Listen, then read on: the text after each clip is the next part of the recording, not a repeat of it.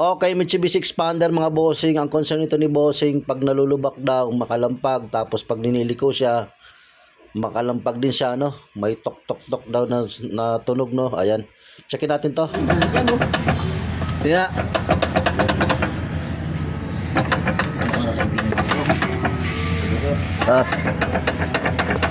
Okay, narinig nyo mga bossing, napakalakas ng tunog mga bossing. Pinadouble check to sa atin ni sir kasi nirekomenda daw ng rack and pinion bushing. So ayan, ito wala na rin tayo magawa dahil nabili na ni sir yung pesa. Papapalitan na ni bossing yung rack and pinion bushing. Ayan. Okay, ito na yung binili sir na rack and pinion bushing. So ikakabit lang natin mamaya mga boss.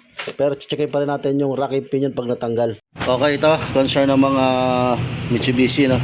Expander Mirage. Ayan, o.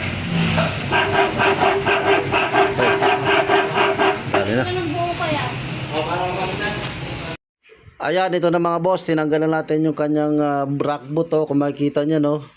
Oh, di ba? Basang-basa, kinalawang na yan mga bossing. Hanggang sa loob yan mga boss. Kaya nga ang recommend ako dito sa mga ganito, palit na ng rack and pinion